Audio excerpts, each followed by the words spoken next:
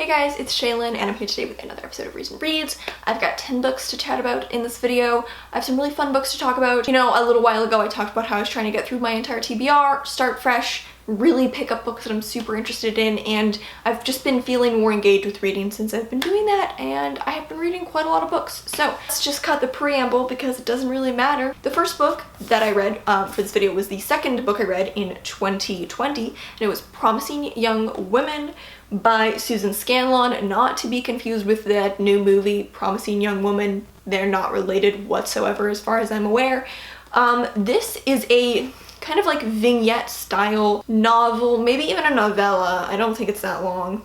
Longer novella? I have no idea what the word count of this is. Non-linear, following this woman named Lizzie as she kind of just moves in and out of psychiatric hospitals throughout her life. There's not really much of a plot beyond that. It's very internal, reflective, a bit turbulent. This book plays with form a lot. The chapters will switch forms, switch points of view, switch to kind of reflect her mental state at that point of the story. It's all very non-linear. To be honest, I could not tell you the timeline of this novel. I don't even know if the main character could tell you the timeline of this novel. It's all very out of order, very jumbled. I guess it feels very floaty and disjointed, but I enjoyed that. It's a very different, unique kind of reading experience. There isn't really a cohesive storyline. I enjoyed this. I would give this like a middle ground, like 3.5. I can't say it left a huge impression on me. So the next novel is one I'm really excited to talk about, and it's You Too Can Have a Body Like Mine by Alexandra Kleeman. This is an utterly bizarre little novel. It's set in an unnamed city, an unspecified period of time, early 2000s maybe. We follow this woman named A, and she lives with her roommate B, and B is kind of like trying to turn herself into A. Like, she's trying to slowly alter herself to look exactly like A. A is also dealing with kind of her weird, kind of apathetic relationship with her boyfriend C. You might sense a trend with the names. There's a lot going on topic-wise. It's such a bizarre novel. The thing I enjoyed most about this novel is that, like, it's very much in all ways in the uncanny valley. The characters are realistic enough but weird enough that they feel super bizarre. The situations are realistic enough but weird enough. The world even, I would not say it's set in our reality. It's close to our reality, but it's slightly different enough that it feels bizarre. It's like some weird AU of modern, well, not super modern, but like generally contemporary life, but just twisted enough that it highlights what's messed up about our current society. Like, the way this book especially used advertising fascinated me. There are these, well, there's a lot of ads in this book. The main character feels she's almost just bombarded by ads, but she almost doesn't even notice it. At the very beginning of the book, I didn't really realize that we were in another reality. That was something I kind of picked up, realized slowly, and it was mainly through these ads that I noticed it, but there are these super utterly bizarre ads, and at the beginning I would think that it was just like, this is our reality and here's this weird ad that is being described, even if it's not a real thing. But as it went on, I don't know, it's like, it's very satirical the way that advertising is used in the book. It's really fascinating though. There's this weird food called candy cakes. The main character feels this like desperate urge to purchase, and the ads for them are so weird. The grocery store that she goes to, so weird, but like it's in the uncanny valley, so like it's close enough that it makes you realize how weird. Anyway, I feel like I haven't seen a lot of books that played with that technique in this specific way. It's in 3 parts. The first 2 parts are relatively slow. The first one is kind of just an introduction to her life. The second one is kind of focused around her relationship with C, and then the third part gets wacky. I gotta say, by the time we got to part 3, I was like, this book is really playing into my extremely niche interests, to the point that I felt like this book, with its themes of advertising, maybe is like some self-aware kind of novel that changes, like a self-aware Instagram ad based on my search history, because there was like a cult, it was like a ghost cult, and I was like, this is exactly like, it was like this was written for me. So if you've read this book, did it also have a ghost cult for you? Because I felt weirdly seen. Just an utterly bizarre novel. I think a lot of people would probably hate this book, and I'd understand. I'd be like, I get it, but I really enjoyed it. I gave it 4 out of 5 just because I thought the beginning, my attention was kind of held and then dropped kind of throughout, because it's, I don't know, I couldn't put my finger on why exactly. weird shit. I'm so about it. Okay. And then I read some poetry. I read The Crown Ain't Worth Much by Hanif Abdurraqib. So I picked this up because last semester I took a poetry class. We were doing found poetry. We were doing like glosas and like centos and stuff like that. So the professor asked everyone to bring in their favorite books of poetry or books of poetry they'd like to work from. And I got there and a friend of mine had brought in this book. Before, like, I just sat down and he was just like, read this. He handed me one of the poems. Oh, which poem was it? Let me find it. It's utterly gorgeous. Yeah, I think it's okay. I'm finally ready to say sorry for that one summer. Excellent. I loved it. There are a lot of prose poems in here and I've really been into prose poetry lately, so I've been a huge fan of it. I'm looking at my notes. My first note for this poem is just oof, feelings. It feels very nostalgic, sad, like, I don't know, like I had very strong images of the way you feel about your childhood when you've just left your childhood. And like, it got me good, this book. I think it's a consistent narrator all the way through. I think every poem is in first person, I think, or no, somewhere in second person. But it does feel like the same, oh, somewhere in first person collective. Okay, clearly I was wrong when I said they were all in first person.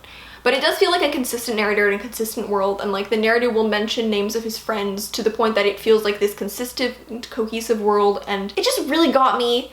It was really sad sometimes. Oh man, just oof, just oof. My other note, the atmosphere throughout, and then this emoji, and then I just said, ugh, the prose poems.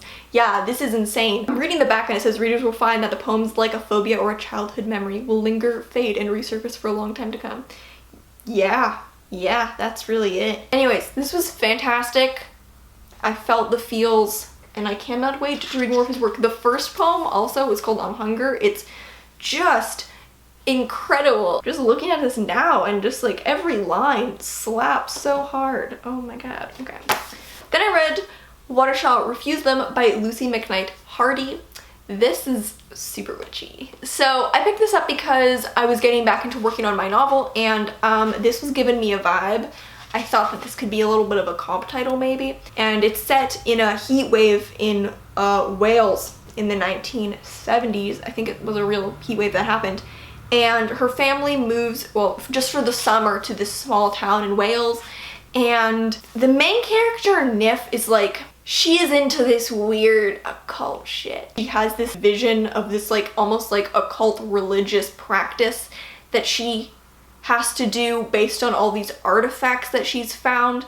She's super unhinged, super into it. She meets this boy named Mally who is also kind of an outsider in the town. This is the kind of book where every single page, from the first page until the last page, you feel, not just that you know, but like you feel that something terrible is about to happen. But you don't know exactly what, and you don't know exactly when, but it's coming. First person past tense, so the main character already knows that some shit's about to go down, but she doesn't really seem afraid of it. Oh, it was truly apocalyptic. Pretty slow burn. This is, I would say, I've seen this described as like folk horror, which I think is a really interesting term that I'm super intrigued by. You feel this menace build throughout the entire thing. I think it's also combined with the atmosphere of the book, which is very thick. You know, there's this heat wave and it's just inescapable for the characters and kind of for you as the reader. Every single page, I was unnerved, I was on edge, I was a little uncomfortable all the way through because I just was like, bad shit's about to happen, like it's going to happen. And then I got to the end, and I'm not gonna spoil the end or anything. There was like a few pages left and I was like, well, that was a bit anticlimactic. Like, okay, sure, that happened, I guess. That didn't seem as bad as what this was building up to. And then the last 3 pages, y'all.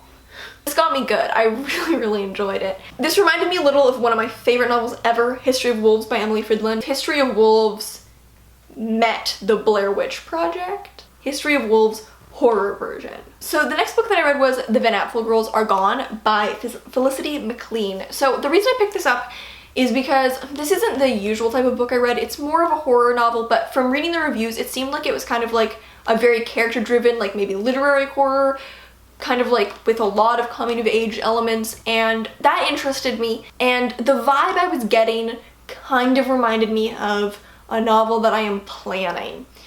And which the novel I'm planning doesn't have any thriller element at all, but just like situation, atmosphere-wise, it kind of reminded me of that, and I thought maybe this will give me some inspiration. This was just kind of meh.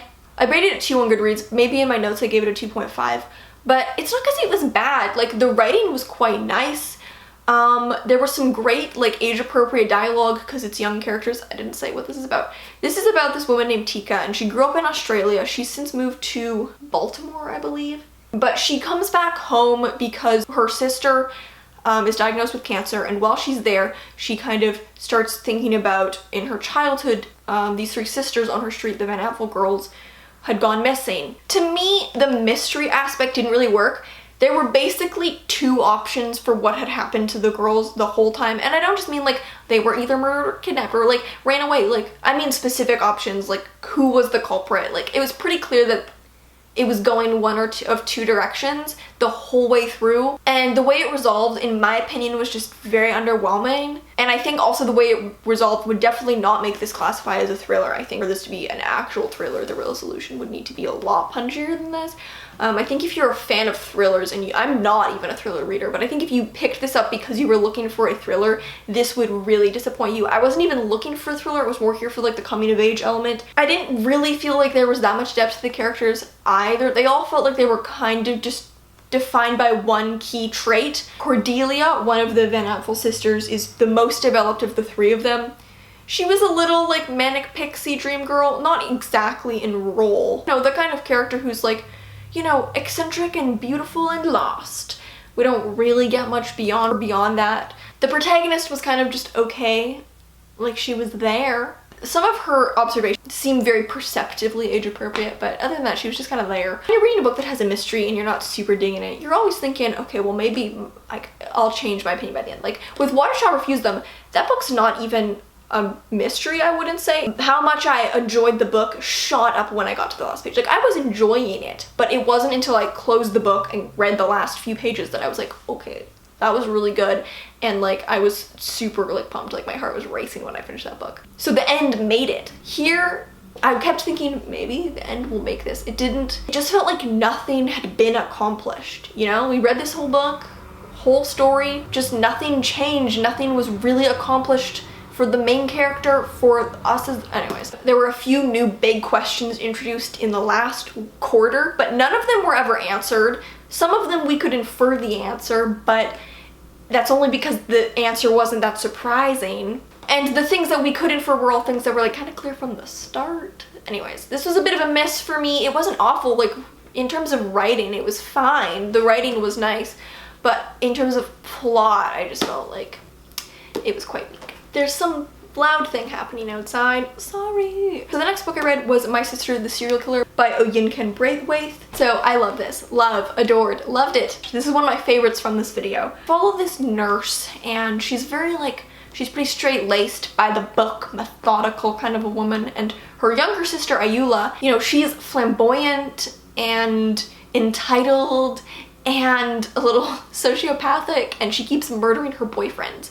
And the main character keeps having to deal with that and hide the bodies and keep her sister in check. The dynamic between these two characters was so fascinating. They're both really interesting people. I was so fascinated by both of these characters. It's told in these like very, very short chapters. They're usually only a couple pages each, so you really just fly through it. The pace is super quick. It's a very fun read. There's a lot of like dark humor, but it's really gripping, really fun. My only little quibbles were that the ending was a little abrupt. I feel like we needed a tiny bit more. And there's another main key character, Tade, who's a doctor that the narrator works with. I wanted a little more from his character because he's playing such a pivotal role in the story, even though he doesn't really know he's playing such a pivotal role. All in all, this is just like a super clever novel. I'd really recommend it. It's a really quick read. It's really fun, which is weird to say because there's so much murder. So then I read a novel by the one and only queen of this earth, Ann Patchett. I bet you thought I was gonna say Lauren Groff. I'm not a one-trick pony. I adore Ann Patchett's novel, Bel Canto. It's incredible, it's beautiful, it's stunning. I was really excited about this. This is her newest release. Yes, it went straight to paperback. Thank you, people at Harper, for doing that. This novel follows our main characters, Danny and Maeve, and they grow up in the Dutch house. It's this big, fancy house that is in their family. things get really messy due to their father dying and their stepmother then taking the home. It's like a Paradise Lost kind of situation. The highlight of this book is 100% the character writing. Ann Patchett, consistently, she's just an incredible character writer. She knows how to write very subtle but realistic characters. You don't doubt for a second that they're real people. Maeve especially, she's not the narrator, Danny is the narrator. Maeve, I just adored. I loved everything about her. She was my favorite. I thought she was kind of coded as like maybe Airways, maybe A's, I don't know, so I was like, we stand an A's queen. Anyways, that's my headcanon. Can we please have a round of applause for Maeve right here. Wasn't my favorite Ann Patchett novel. Based on the summary makes it sound almost fable-esque. It's described as a dark fairy tale. I felt that it was actually quite grounded in terms of realism, which is fine, like that's not a problem, but I did feel that the plot got a little repetitive. A lot of the story is just them kind of missing the Dutch house and just pining over the Dutch house. Having an obsession with it, going back to look at it, and it's a lot of that. And at a certain point I kind of was like, you know, it's a house. I get it. It's a nice house and you have attachment to it and like it represents a lot of things for you, but it's a house.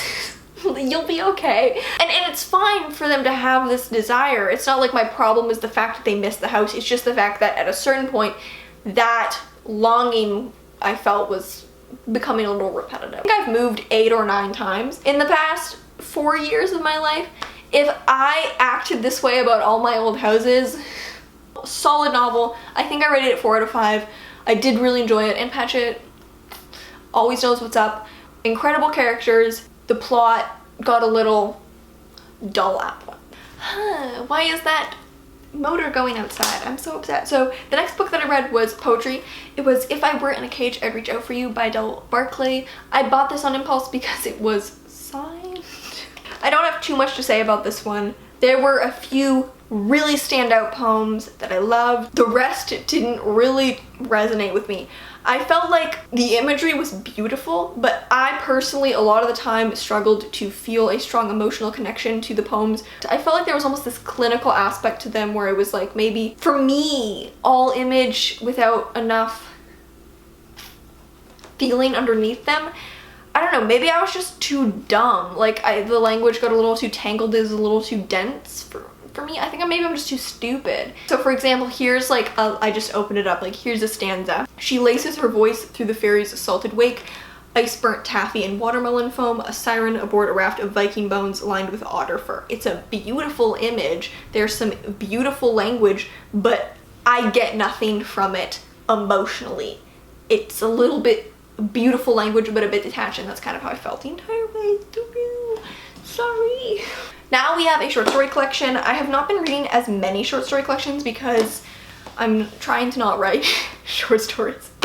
But I picked up Fen by Daisy Johnson. I adored Daisy Johnson's novel Everything Under last year. Dare I say I maybe even liked it more than Everything Under. It was a total 5 out of 5 knock out of the park for the first like half. The second half I didn't enjoy as much, but like I still did enjoy it. This is also super witchy. If you have read Water Shall Refuse Them and you liked it, I think you would like this book and vice versa. So immersive. Daisy Johnson has this way with words where it just feels amphibious and like slippery and witchy, and just she's a very specific ability to create tone that just pulls you in. The stories are all set in the same world, in the same town, and so this world starts to build. There are references to other stories, though they all stand on their own. They're not really interlinked, but they are linked by the world, and the world that starts to be created is so immersive and complex, and it almost feels like the whole thing is taking place in like a little witch's hut with some horrifying ghoul waiting in the woods out in the back. Super eerie, super lush, super dark,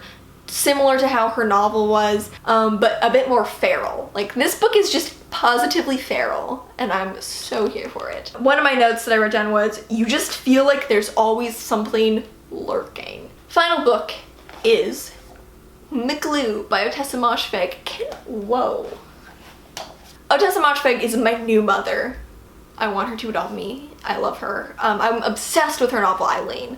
So this is my second work by her, and this is just a little novella. This is a novel about this man named McGlue, and he is just profoundly alcoholic. He's been drinking heavily since he was like 6. This is set in 1851, and basically McGlue is in prison because he is told that he murdered his best friend. He has no memory of this whatsoever. In his mind, he cannot fathom why he would do such a thing. So the book is very much about memory. It's a very disorienting novella. Neither you nor McGlue know what is happening or what is the truth ever at any point in time. He's a very unreliable narrator, but he's an interesting unreliable narrator because so badly does he want to not be unreliable, but he's so unreliable, but he knows it. Sometimes it drags a little because the main character has no agency or capability to even have agency whatsoever. So the only active thing he can really do is remember. So I personally didn't get too invested in the character. I thought he was an interesting character to follow. I personally just didn't get super invested in him, but the end I thought it worked really well. I did kind of see the end coming. There's a certain point in the novel where it's like, I think I know what happened. I think I'm reading into this correctly, but McGlue doesn't know yet. So for the most part, I saw the end coming, but like it still hit hard even when we got there, which I think is quite a feat. So I didn't dislike this. This is like maybe like 3.5 for me. I still am super in love with Ottessa Moshfegh, and I did love the writing and atmosphere of this. She definitely has a way with words, and she also has a way with unlikable people, which mad respect, girl. Alrighty, I think that is everything. I would love to hear if you've read any good books recently. Not that I need to add to my TBR, but I'm always open to it. So thank you guys so much for watching. If you have any questions, you can always send me an ask on Tumblr, and I'll see you in another one.